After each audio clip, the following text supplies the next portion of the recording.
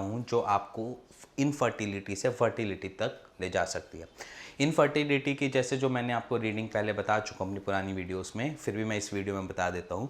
15 million से पर ml का जो स्पर्म काउंट होता है, उसके जो नीचे बिलो हो आया हुआ होता है, 15 मिलियन से जो नीचे का जो स्कोर रेट है आपका स्पर्म काउंट का, वो आपको एक इनफर्टिलिटी का पेशेंट बना देता है। अगर आपको फर्टिलिटी तक पहुंचना है तो उसमें 2 हर्ब्स काम करती हैं।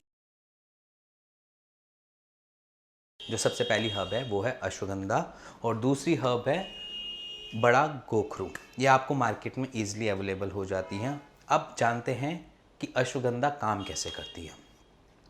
देखो, अश्वगंधा का वर्क फंक्शनिंग ऐसी है कि आपको एक स्ट्रेस से रिलीफ करने के लिए। अब वो कैसे करती है, अब वो इस वीडियो में ही बताता हूँ मैं आपको कि आपका शरीर में एक एड्रेनल ग्लैंड होता है। एड्रेनल ग्लैंड में से निकलता है कोर्टिसोल। अब कोर्टिसोल का वर्क क्या होता है और कोर्टिसोल की वजह से आपको क्या दिक्कत आती है वो भी जानते हैं। कोर्टिसोल तब निकलता है जब आपकी बॉडी स्ट्रेस में होती है।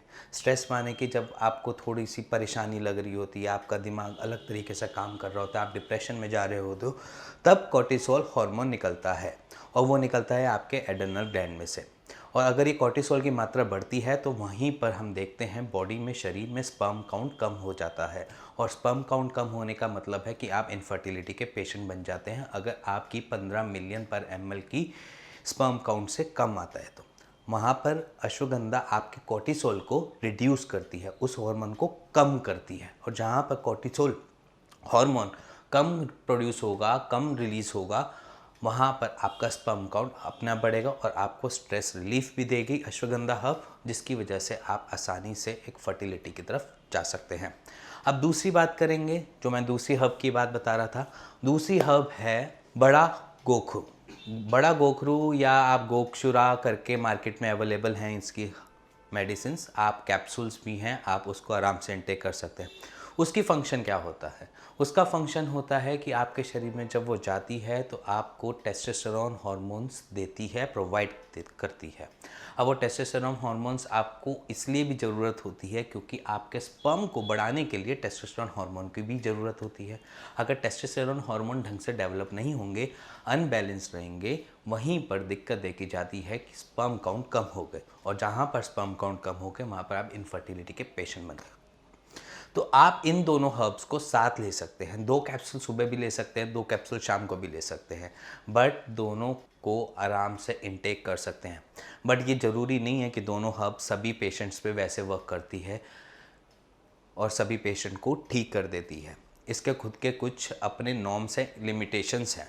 तो अगर आपको ये दोनों मेडिसिन्स अगर आप पहले यूज़ कर चुके हो, आप मेडिकेशन में लेकर आ चुके हो या मेडिसिन्स इसकी ले चुके हो, तो ज़रूरी नहीं है कि आप पे वर्क करें। बट हाँ, चांसेस होते हैं कि आपको फर्टिलिटी तक ले जा सकेगी। और अगर आपको कैसी भी क्वेरी है माइंड में इनफर्टिलिटी के रिगार्डिंग, अपने स्पर्म काउंट के रिगार्डिंग, अपने इरेक्टाइल डिसफंक्शन के रिगार्डिंग, प्री कम क्या होता है या प्री मैच्योर इजैकुलेशन के बारे में जानना चाहते हैं, तो आप नीचे दिए हुए नंबर पे कॉल कर सकते हैं, हमसे जान सकते हैं, हमारे डॉक्टर से अपनी क्वेरी के आंसर ले सकते हैं और अपना राइट ट्रीटमेंट और सॉल्यूशन ले सकते हैं। अगर आपको ये वीडियो पसंद आई तो please like, share, bell icon दबा दीजिएगा। Thank you very much.